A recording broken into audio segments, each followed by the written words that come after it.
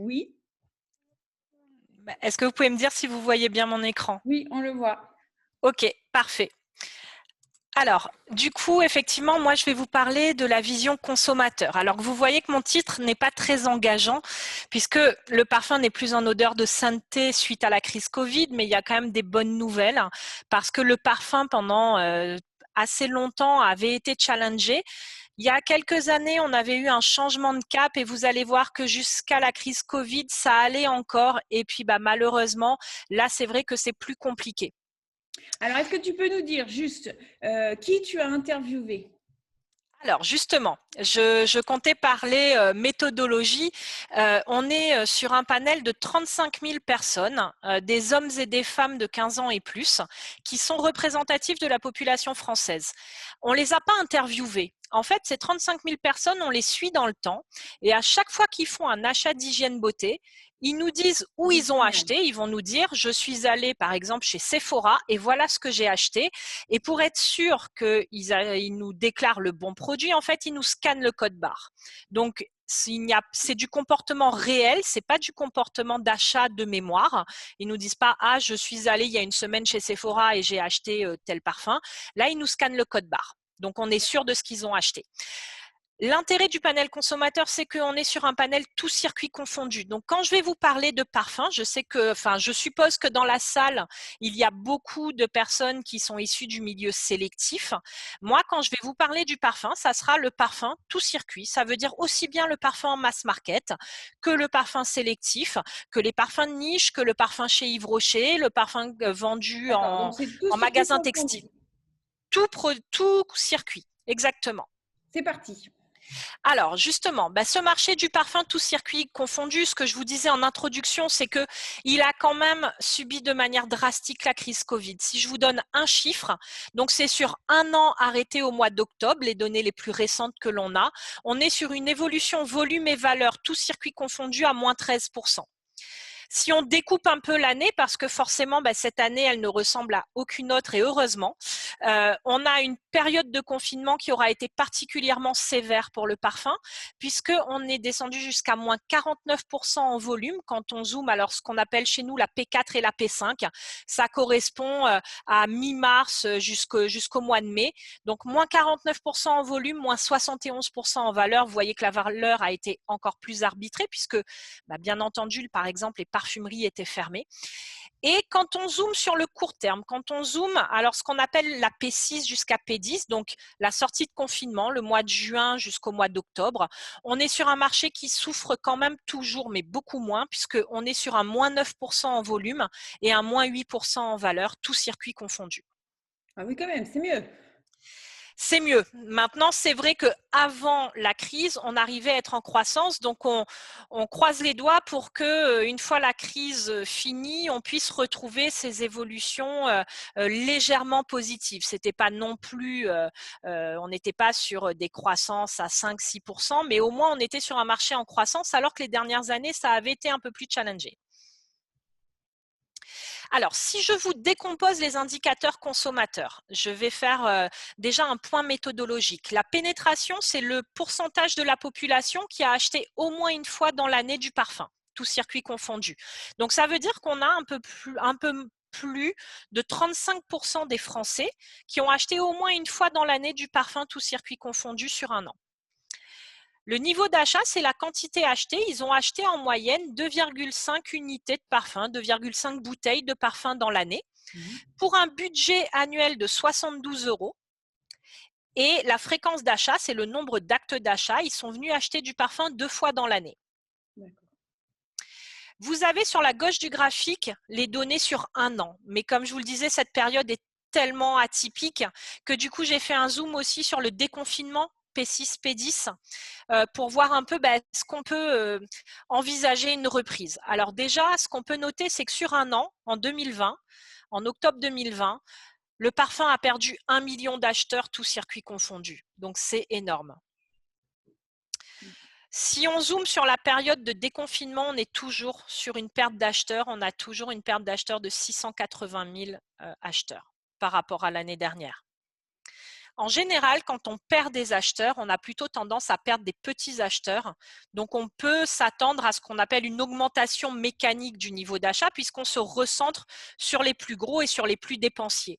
Là, vous voyez qu'on perd des acheteurs et qu'en plus, ils achètent moins, ils dépensent moins, ils viennent moins fréquemment. Et bien entendu, puisque pendant la crise, on a quand même les parfumeries qui ont été fermées, les boutiques propres avec notamment Yves Rocher.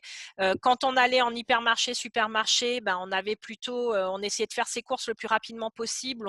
On achetait de l'alimentaire et puis l'hygiène beauté a été un peu plus arbitrée.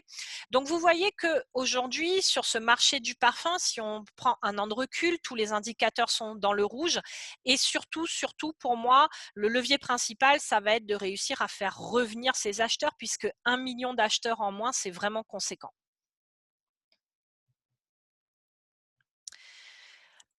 Quand on décompose les périodes, alors ici, en fait, vous voyez ce qui est au-dessus du trait, c'est ce qui contribue positivement à l'évolution valeur du parfum.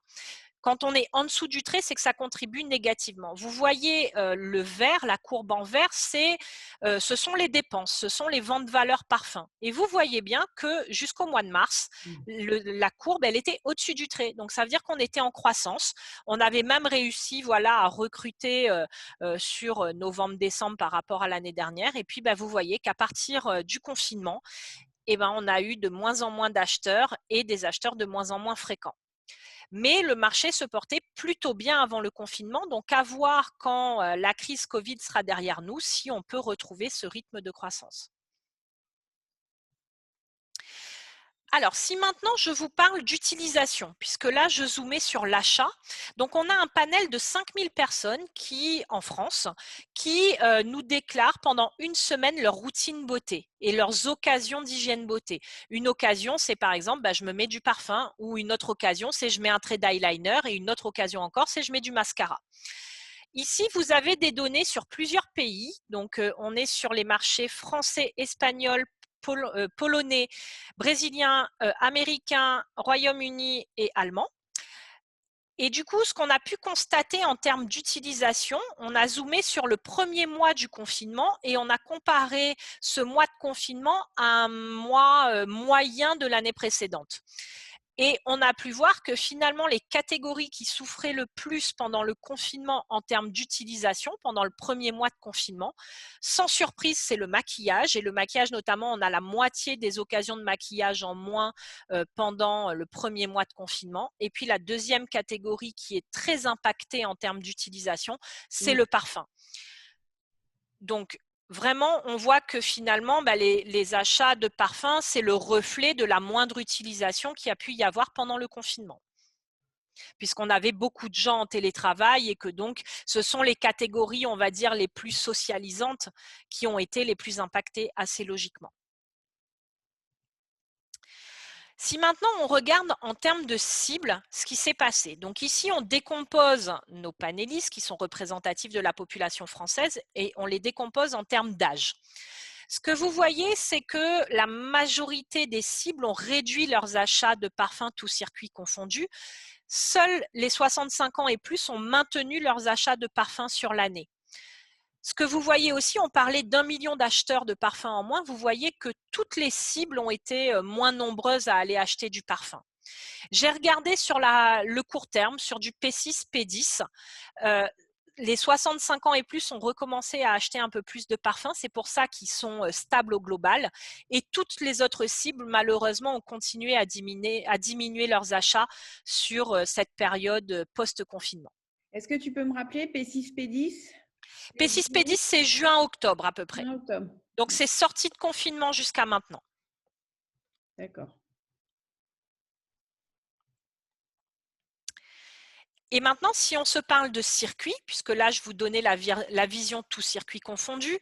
En termes de circuit, alors je vais déjà vous balayer les circuits pour que vous soyez bien au clair avec les définitions. Vous avez les hypermarchés et supermarchés, donc les magasins Leclerc, Carrefour, Auchan. Les parfumeries, ce sont les magasins physiques, les Sephora, Marionneau, Nocibé, Beauty Success, Une Heure pour Soi. Le online spécialiste, vous allez avoir tout ce qui n'est pas Drive, Amazon, Cdiscount et livraison à domicile. Donc, ça va être par exemple les Sephora.fr, préfère Marionneau, Nocibé. Ça peut être aussi du Yves Rocher, ça peut être du Fil Unique, du Look Fantastique, tout le reste de l'Internet spécialisé. Les boutiques propres, ça sera notamment Yves Rocher, mais aussi Kiko, Body Shop, l'Occitane. Les solderies, les Actions, Noz, Jiffy, Babou. Les EDMP, les enseignes à dominante marque propre, c'est Lidl, Aldi, Netto, Leader Price. Les pharmacies, c'est à la fois les officines, les parapharmacies et les corners pharmacies des enseignes généralistes. La proximité, Franprix, Auchan à 2 pas. Et puis le online généraliste, c'est principalement le Drive. Amazon, Cdiscount et également la livraison à domicile. Donc, quand on regarde ce qui se passe en termes de circuit, vous voyez qu'il n'y a pas tellement de surprises. Les parfumeries qui ont été fermées pendant cette période de confinement, elles perdent 850 000 acheteurs, donc 1 million d'acheteurs perdus au Global Parfum, 850 000 dans les parfumeries physiques. Les boutiques propres également, avec notamment un gros acteur du parfum comme Yves Rocher qui a été fermé pendant le confinement. Donc là aussi, on est plutôt sur une perte d'acheteurs. Et puis, sans surprise, c'est le reflet de ce qui se passe au total produit de grande consommation, le online qui réussit à recruter, tout comme la proximité, même si c'est beaucoup plus petit. Mais aujourd'hui, on a un peu plus de 6% des Français qui achètent au moins une fois dans l'année du parfum sur Internet. Donc, les circuits qui s'en sortent, c'est le online et la proximité, alors que les parfumeries, notamment, cèdent beaucoup de terrain. Elles sont fermées en même temps. Elles sont fermées, tout à fait. Donc, c'est pour ça qu'il n'y a pas de surprise. Est-ce qu'on sait dire si les gens qui achètent en digital, enfin sur Internet, font ce qu'on appelle du refill, c'est-à-dire qu'ils rachètent un parfum qu'ils connaissent déjà, ou est-ce qu'ils vont s'aventurer dans une nouveauté?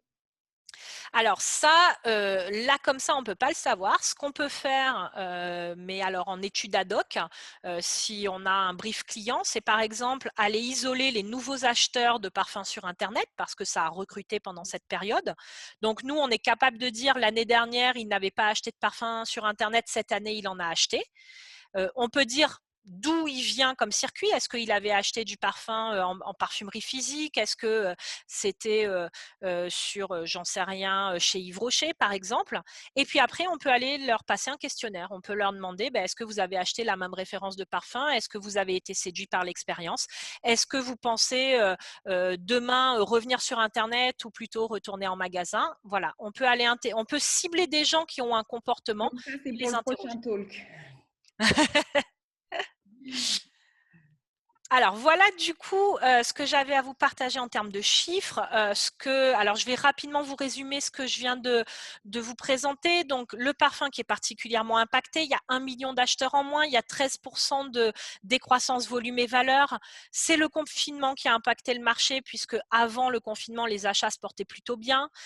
Il faut savoir, la catégorie d'hygiène beauté la plus impactée en termes d'utilisation juste après le maquillage et c'est celle qui en achat a contribué le plus au recul de l'hygiène beauté avec le maquillage. En termes de cible, seuls les seniors ont maintenu leurs achats de parfums. Et puis, parfumerie et boutiques propres ont cédé du terrain, mais de manière logique du fait des fermetures de boutiques. Le online en a profité, mais on voit que ça n'a pas été suffisant pour compenser les pertes des magasins physiques. Et pour moi, du coup, si je devais lister les défis, alors il y en a beaucoup, mais les quelques défis pour moi, pour le marché, il y a déjà réenclencher l'utilisation du parfum. On a vu que c'est bien de faire acheter, mais il faut aussi faire utiliser. Et peut-être en le déconnectant des occasions sociales. Par exemple, un parfum pour moi, pour me sentir bien, puisque ce que je dis souvent, c'est que le parfum, et ça Sabine va en parler, quand il est en publicité, c'est en fait le seul produit d'hygiène beauté où on ne parle pas du produit, on fait rêver, mais du coup, on n'est pas dans le quotidien. C'est un produit de luxe et du coup, on est lié aux occasions sociales et malheureusement, là, en confinement, ça devient une des catégories les plus impactées. Il y a aussi, et ça, je vous apprends rien, améliorer l'expérience online pour réussir à compenser la baisse de trafic dans les magasins physiques, mettre en avant les petits formats dans un contexte de crise économique. Et puis, ce qu'on a pu voir au Total Hygiène Beauté, c'est que le bio et l'Econat s'en sortaient un petit peu mieux en sortie de confinement que le Total Hygiène Beauté. Donc, du coup, c'est de pousser l'offre de parfums naturels. Voilà du coup ce que j'avais à vous partager. Alors Sabine, tu prends le relais. Voilà, Sabine, je te laisse parler maintenant des médias.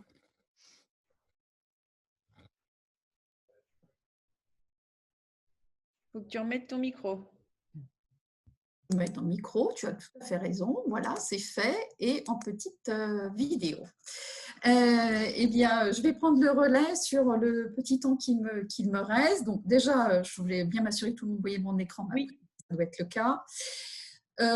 Pour cette petite partie d'intervention, on va s'intéresser finalement à deux pans des médias que sont la publicité et effectivement la présence éditoriale ou journalistique du segment parfum et d'une façon plus générale aussi de la beauté, puisque j'ai voulu aussi recontextualiser ce parfum dans le marché de la beauté au global. Pour ce faire, petit point méthodologique très rapide.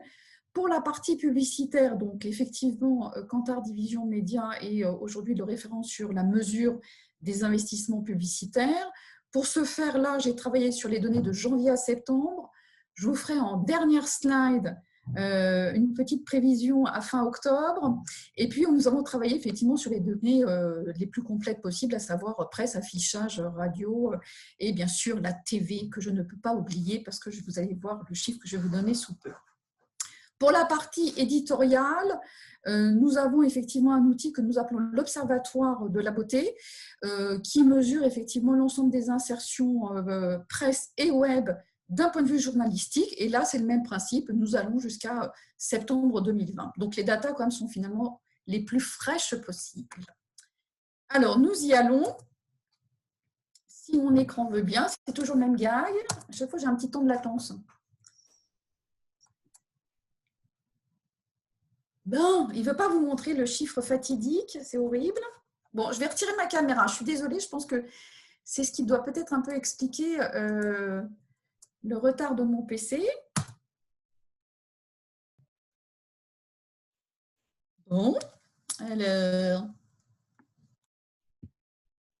ce qu'on appelle un bug. Alors, dans ces cas-là, on ne panique pas. Merci Amélie. Sabine, est-ce que tu as recliqué sur ta présentation sur le PowerPoint même? Merci Amélie. Merci Anaïs. Comme quoi, on a toujours besoin des vieilles copines, ça prouve. Alors, en fait, pourquoi je ne voulais pas passer la slide suivante? Parce que le chiffre, en fait, il n'est pas terrible. Vous voyez, le chiffre, effectivement, sur la part des investissements médias sur le secteur de la beauté spécifiquement, il se situe effectivement à moins 29%. Ce qui est important finalement, c'est de le resituer au global du marché publicitaire, tous secteurs d'activité confondus. Et là, on enregistre aussi effectivement une régression, mais somme toute beaucoup moins forte, puisque la régression aujourd'hui se situe à hauteur de 16%. Alors, ce qui me semblait intéressant, c'était effectivement de resituer les gros secteurs économiques. Et je vais vous citer donc les 5 premiers secteurs, sachant que le 5e étant évidemment la beauté. Donc, le premier secteur aujourd'hui, le secteur qui a le plus investi durant cette période, eh bien, c'est la distribution, qui enregistre quand même, somme toute, une baisse à hauteur de 7%. Le secteur de l'automobile, donc qui est le second secteur, mais qui est à moins 22%. L'alimentation, qui est effectivement troisième secteur, mais aussi à moins 18%. Les banques et les assurances, quatrième secteur, à moins 7%.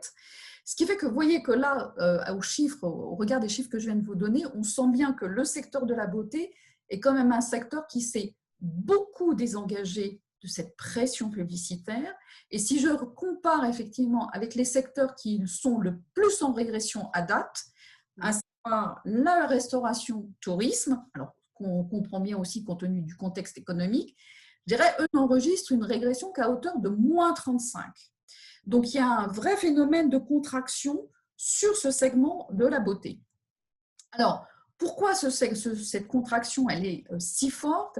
Elle est si forte, et ça va donner un peu d'écho à ce que vient d'expliquer Anaïs, c'est que la période du confinement, du premier confinement, a été fondamentalement stratégique, puisqu'on a quand même enregistré un moins 70 au mois d'avril et un moins 68 au niveau des investissements publicitaires durant le mois de mai. Donc, aussi bien sur la télé que sur la presse. Tous médias confondus. Pourtant, les gens, ils avaient que ça à faire, regarder la télé. Enfin, j'exagère. Mais c'est un peu le paradoxe de l'histoire. C'est qu'on n'a jamais eu des audiences aussi fortes, que ce soit dans tous les médias, et c'est très vrai aussi pour la presse d'une façon générale. Et pour autant, effectivement, je dirais, la publicité n'était pas au rendez-vous. En même temps, et c'est tout le paradoxe de l'histoire, c'est pourquoi faire de la publicité même si les audiences sont là, alors que physiquement, on ne peut pas aller au point de vente. Bon, après, on peut se dire qu'on construit de la notoriété, etc. Mais on est aussi dans On pousse une offre digitale à la télé. Aussi, peut-être. Donc, ce qui fait qu'en fait, au regard de ces très, très mauvais chiffres d'avril et de mai, eh bien, évidemment, la situation ne peut pas être effectivement plus florissante qu'à moins 29. Et on le voit bien quand on le compare au tout secteur. Avril n'était à hauteur que de moins 55 et le mois de mai n'était à hauteur que de moins 44. Et surtout, c'est que pour le tout secteur, il y a une reprise assez immédiate dès juillet et août, puisqu'effectivement le marché était en croissance. Alors, il y a un petit repli en septembre à moins 1, mais qui est plus de l'ajustement au regard de la surpression de juillet et août, alors que sur l'hygiène beauté, effectivement, là, le marché a continué effectivement à décroître et sur juillet et sur août, pour par contre se repositionner en très légère hausse sur septembre avec un tout petit plus 1.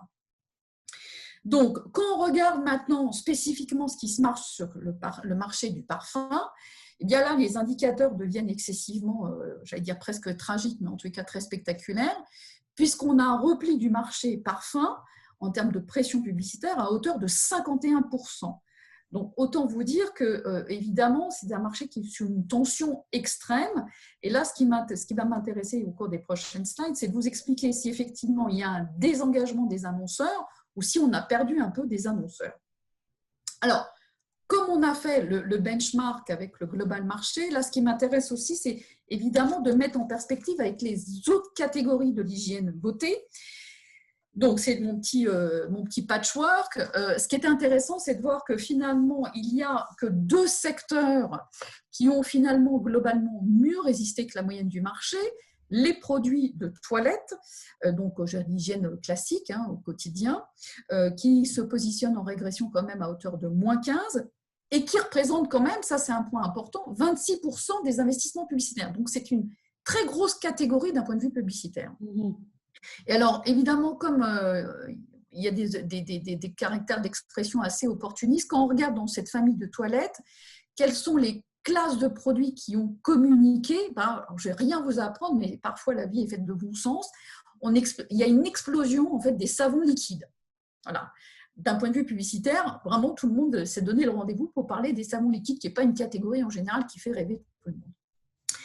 Le second marché, effectivement, qui globalement résiste pas mal, ce sont les produits capillaires, à hauteur de moins 16 en termes de régression, représente aujourd'hui quand même 15% des investissements publicitaires. Et là, effectivement, c'est le boom un peu de la première période du confinement, où il y a eu beaucoup d'expressions d'annonceurs capillaires pour justement expliquer qu'on pouvait continuer à utiliser les capillaires chez soi. Et je ne vais pas refaire l'histoire sur la coloration, dont on a beaucoup entendu parler lors des différentes conférences Covid de la première période. Grâce à Eva Longoria. Exactement. Le troisième marché qui résiste, pile poil, j'allais dire, dans la moyenne du marché, c'est le make-up, à hauteur de moins 29%. Par contre, là, ce qui est important dans le make-up, c'est de bien comprendre sa part de marché, c'est 5% des investissements publicitaires. Ce n'est pas un chiffre nouveau. Le make-up est mécaniquement le marché qui est le moins investi aujourd'hui d'un point de vue publicitaire, ce qui peut paraître en soi un paradoxe, notamment au regard des chiffres qu'Anaïs vient de nous faire voir il y a 10 secondes. Mais effectivement, c'est comme ça depuis de multiples années. Donc, globalement, on est dans la moyenne du marché. On a ensuite un gros marché, donc les produits de soins, qui a une moyenne de moins 31, donc globalement un petit peu plus pire que la moyenne, mais pas grand-chose. Par contre, ce qui est intéressant, c'est que quand on regarde là aussi les classes de produits, on s'aperçoit qu'on va tous redevenir des Cro-Magnons. Pourquoi ? Parce que les soins hommes, messieurs, moins 92% en termes d'investissement publicitaire. Les soins adolescents, même combat, moins 99%. Et vous, mesdames, nous avons aussi ce qu'il nous faut, puisque les soins amincissants, moins 90%. Donc, c'est pour ça que je vous dis, on va tous redevenir finalement des Cro-Magnons. Bon, ça, je ferme la parenthèse. Ce qui est quand même assez spectaculaire, parce que ça, on ne l'a jamais vu précédemment, c'est qu'il y a finalement des classes de produits qui disparaissent du champ média. Ça ne s'est jamais vu. D'accord ? Et c'est ça l'impact, en fait, à un moment donné du Covid. Alors, pour revenir sur ce qui nous anime ce matin, le parfum, je vous ai parlé effectivement du moins 51. Ce qui effectivement explique aujourd'hui ce moins 51, c'est quasiment l'arrêt de la communication parfum sur le mois d'avril et du mois de mai, puisque vous voyez qu'on est à moins 93 et à moins 92%. Donc, c'est comme si on avait globalement cessé de communiquer sur ce segment du marché parfum. Et l'autre point qui est important, c'est que alors qu'on enregistre une petite reprise au Global Beauté en septembre, eh bien, on ne constate pas effectivement cet effet de reprise sur septembre pour votre marché du parfum. Alors, si on s'intéresse effectivement par catégorie de parfum, donc le grand split entre parfum femme et parfum homme, globalement, on est à peu près dans la même mouvance, puisque les parfums femmes, c'est 50% de régression, et les parfums hommes, c'est moins 59% en termes de régression, sachant que c'est un marché qui est plus petit, c'est 20% de la pression publicitaire, alors que les féminins, c'est 70% de la pression publicitaire. Donc, en fait, là, on voit qu'on a vraiment un raz-de-marée parfum qui fait qu'à un moment donné, effectivement, toute cette communication a globalement disparu. Tu parlais, Amélie, de la stratégie média. Alors là, par contre, ce qui est assez intéressant, c'est que malgré cette, je dirais, chute vraiment spectaculaire de ce marché beauté et de ce marché parfum plus spécifiquement, eh ben, ça n'a pas engendré en fait, de modification de la stratégie média. Globalement, la télévision reste effectivement le premier média en termes d'investissement publicitaire. Vous voyez, c'est 76% des investissements beauté, c'est 73% spécifiquement pour le parfum. Alors, on retrouve un moins 52, évidemment, sur un marché à moins 51, la télé a finalement décroché au même titre que les autres. La presse, effectivement, représente 15% pour la beauté, 15% pour le parfum, à moins 54. Donc là, on est vraiment sur une stratégie assez classique, on va dire. Et puis, le média spécifique quand même du parfum, c'est l'affichage, puisqu'on voit bien qu'on a une surpression sur l'univers du parfum, puisque ça représente quand même 12% effectivement des investissements parfum, alors que ça ne représente que 6% des investissements beauté. Mais là aussi, on est globalement dans le même niveau de régression. Donc, face à ce marché qui est finalement très négatif, on va se dire les choses franchement et directement, ce qui était intéressant de comprendre, c'est effectivement d'où venait cette logique d'aussi forte régression. Alors en fait, pour expliquer cette régression, eh ben, on a une espèce de cocktail assez explosif, puisque c'est globalement un espèce de mixte entre moins d'annonceurs, moins de budget, moins de créa, puis comme mon titre de ma slide était déjà assez long, je ne vais pas rajouter ce point-là, mais j'aurais pu le mettre, c'est aussi moins d'innovation. Et on sait qu'effectivement, le ressort de l'innovation est strictement stratégique d'un point de vue des créations publicitaires. Alors, quand je vous fais un petit topo pour argumenter tout ça, je dirais la composition de ce cocktail, c'est 51 annonceurs qui ont été présents sur 2020. J'en avais quand même 62 l'année dernière. C'est quand même 11 annonceurs perdus. Et sachant que juste pour vous redonner un peu de hauteur sur ce marché beauté, on a quand même perdu 293 annonceurs beauté durant effectivement cette année 2020. Donc le parfum, finalement, je dirais, il est dans la même logique que le global du marché. Le point important, c'est surtout en fait cette notion de budget moyen. Je vous ai mis donc le budget moyen par annonceur, c'est 2,8 millions cette année, c'était 4,8 millions l'année dernière. Donc on divise par deux quasiment le budget moyen. Et c'est encore plus symptomatique quand on s'attache effectivement au top 10 des annonceurs. Alors pourquoi le top 10 ? Parce qu'on se dit j'ai 51 annonceurs, sauf que tous ces annonceurs n'ont finalement pas tout à fait la même valeur sur le marché. Les premiers annonceurs représentent 80% du marché. Autant vous dire que ce sont ces 10 annonceurs qui font la pluie et le beau temps. Eh bien, eux ont un budget moyen qui est de 11 millions d'euros, ce qui est déjà absolument colossal. Mais l'année dernière, pour la même temporalité, c'était 22 millions d'euros. Donc, en fait, aujourd'hui, cette contraction hyper forte du marché, elle est due à une perte d'annonceurs, mais aussi pour les annonceurs restants, à une contraction hyper forte dans leur budget publicitaire. Et cette contraction, en fait, elle s'exerce aussi, je dirais, par justement le dynamisme publicitaire, c'est-à-dire les créations publicitaires, les nouvelles créations publicitaires. On voit que sur la période de l'année 2020, j'en ai que 245, alors que pour la même période de l'année 2019, eh bien, j'en avais 427. Donc, finalement, j'ai moins de choses à proposer, j'ai moins de choses à scénariser d'un point de vue publicitaire. Donc, finalement, je contracte mes budgets d'une façon quasiment logique et mécanique. En fait, on a l'impression que les marques, elles se sont contractées, elles ont assuré un minimum vital, elles ont repoussé les lancements, les nouvelles campagnes pour des jours meilleurs. C'est un peu ça. Tu as entièrement raison. Je dirais ce qui est très vrai, c'est que, et ce qui va être plus tragique à mon avis, c'est que le média qui risque le plus de souffrir de cette contraction à terme, c'est la presse. Parce que la presse se nourrit beaucoup de petits annonceurs, ce qui est une opportunité effectivement pour des annonceurs à budget plus faible, et que ces gens-là, finalement, ont pris d'autres habitudes de communication, et donc il va y avoir un schéma de reconviction à refaire de la publicité. Alors du coup, on en profite pour remercier les annonceurs qui ont continué d'investir dans la presse, parce que dans le business model d'un magazine, l'investissement média, c'est ce qui les fait bouffer, c'est ce qui les fait vivre, et ce qui leur permet de faire des très beaux numéros. Et là, je vois que Laurence Ferrat est parmi nous. Donc, je fais un petit clin d'œil au dernier spécial beauté de Gala. Je ne sais pas si tu l'as vu, il était juste, il était sublime. Oui, je l'ai vu. Parfum signé par Laurence, c'était extraordinaire. Donc, ça ne les empêche pas de continuer à faire des belles choses. Donc, il faut continuer à investir, même un minimum. Bon, donc ça, merci Amélie pour la passation de secteur, puisque effectivement, nous allons maintenant nous attacher à l'éditorial. Et effectivement, l'un ne vit pas sans l'autre et c'est effectivement une relation très convergente. Alors, d'un point de vue éditorial, qu'est-ce qui se passe ? On est dans un schéma qui est globalement dans les mêmes conclusions, mais avec quelques divergences, et je vais m'expliquer dans cette logique-là.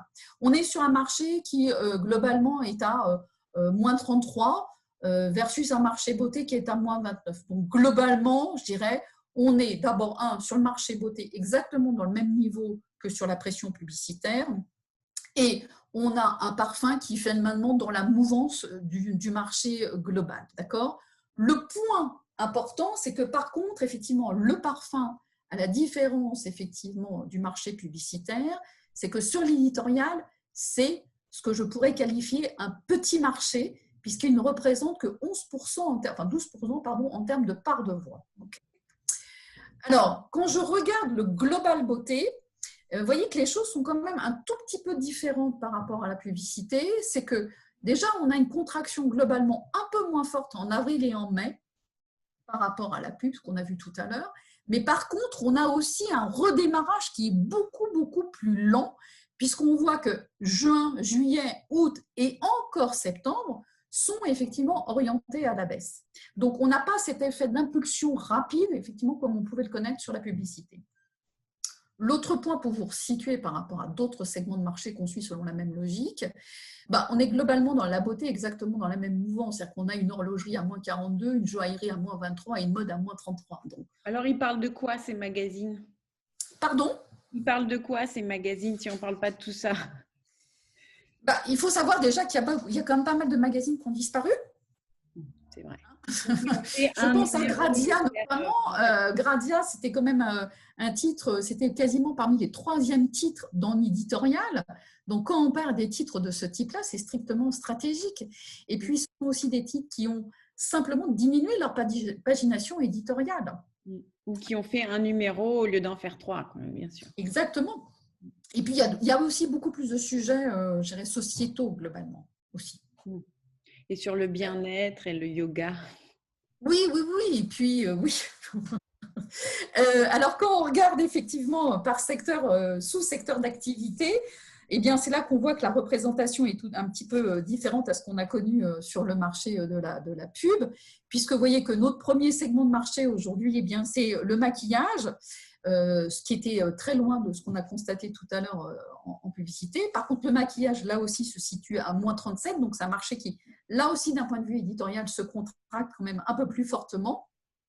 Le soin, qui est effectivement globalement aussi le second marché, à peu près avec un poids équivalent au make-up, mais qui, lui, globalement, résiste un petit peu mieux que la moyenne du marché, à moins 23. Le corporate, alors le corporate, c'est un schéma totalement dédié à l'éditorial, puisque c'est toute la scénarisation des make-up artistes, des égéries, donc tout ce qu'on appelle globalement les spoken people. Et là, effectivement, il y a eu moins de monde qui ont globalement pris la parole. C'est aussi lié au lancement et aux INO, donc les porte-parole. Et on est sur un marché, effectivement, qui se situe à moins 29. Donc, notre schéma parfum, eh bien, moins 33 en termes d'éditorial, en termes de pagination, et un marché donc, qui représente 12% de part de voix. Le point important, c'est qu'effectivement, quand je mets la courbe des saisonnalités, eh bien, je suis exactement dans la conclusion que je vous ai fournie dès le départ, c'est-à-dire qu'on a un marché qui finalement ne se récupère pas au fil du temps. Puisqu'on a un moins 54, un moins 51, un moins 47. Alors, je n'allais pas mettre des petites flèches et des petits chiffres négatifs partout, mais on voit bien qu'effectivement, on est sur vraiment un marché en repli. Le point important, c'est que il y a un effet, effectivement, mécaniquement Covid, ça c'est très clair pour accuser une si forte baisse, mais à la différence, effectivement, du marché publicitaire, le marché de l'éditorial, et plus spécifiquement le marché du parfum éditorial, était déjà orienté à la baisse depuis au moins 2 ans. Donc, je dirais le Covid n'a fait qu'accélérer ou amplifier une situation qui existait déjà auparavant. Alors, quand on regarde un petit peu les prévisions sur les premiers chiffres d'octobre, et là je ne parlais que de la publicité puisque nous n'avons pas encore les premiers chiffres sur l'éditorial, on a aujourd'hui un marché publicitaire qui est globalement, qui revient en régression à hauteur de moins 4. Ça veut dire que là, l'impact à nouveau du second confinement, il se fait déjà ressentir, même s'il a moins d'amplitude que le premier, mais il a quand même déjà un impact. La beauté qui, à nouveau, se positionne en rempli à hauteur de moins 22. Alors qu'on était je trouve fou parce qu'à Noël, quand on sait qu'il y a un parfum au pied de un sapin sur 2. Je suis entièrement d'accord avec toi. Je suis entièrement d'accord. Je ne comprends pas qu'on désinvestisse. Enfin, après, pardon, hein, c'est juste une réflexion personnelle, je ne juge personne, mais je me dis, c'est fou. Ouais, oui. Alors, là où tu as entièrement raison, c'est que c'est ce que je mets tout de suite derrière, c'est que octobre à décembre sont des périodes qui sont stratégiques pour tous, puisque ça représente comme 32% des investissements publicitaires pour le parfum et 26% effectivement pour le parfum. Ouais, et 40% du chiffre d'affaires de certaines marques. Voilà, donc je dirais, il est très clair que il y a en même temps, c'est ce que je mets en conclusion, à la fois de l'espoir et de la pression. Il y a de l'espoir parce qu'effectivement, comme c'est une grosse période, on peut se dire que globalement, le marché finira peut-être pas aussi négativement. Il faut quand même se dire que je pense que le marché va finir négatif, ça c'est très clair. Mais il y a de la pression parce qu'effectivement, si les annonceurs ne sont pas au rendez-vous sur cette période-là, ça risque effectivement d'être assez tragique et je rescénarise sur la présentation d'Anaïs d'un point de vue effectivement de consommateur. Est-ce qu'on peut ne pas être au rendez-vous de la publicité sur une période où on sait effectivement qu'en termes de conso, eh bien, c'est le plus grand rendez-vous effectivement de la période. Voilà ce que je souhaitais partager avec vous ce matin. Donc, juste pour la petite phrase de fin et un peu humoristique quand même, parce qu'avec les chiffres qu'on vient de vous donner, je pense que nous sommes un vendredi 13. On va faire un loto et avec tout ce qu'on vous a donné comme chiffre, vous avez forcément la combinaison gagnante. Je vais jouer tout de suite alors. Eh bien, merci. Merci à vous. Merci Sabine, merci Anaïs. Bon, en même temps, c'est cohérent. On est tous enfermés. Pourquoi aller s'acheter un parfum tout de suite? En effet, on a un petit peu peur parce qu'on se dit que les gens vont, une fois qu'on sera déconfinés, est-ce qu'ils vont se ruer sur le parfum? Et ben, c'est ce qu'on va. En tout cas, on va tout faire pour. Merci Sabine, merci Anaïs, merci à Kantar de nous aider, de nous soutenir. Merci à vous d'être là. On se retrouve, nous, mardi prochain, si je ne me gourre pas, pour parler de TikTok avec Diana qui est juste là. Ensuite, on parlera de l'évolution de la consommation en Chine avec Philippe Jourdan jeudi et vendredi. On reçoit Juliette de la FNOR qui va nous parler des achats responsables. Merci les amis, merci les copines et on se revoit bientôt.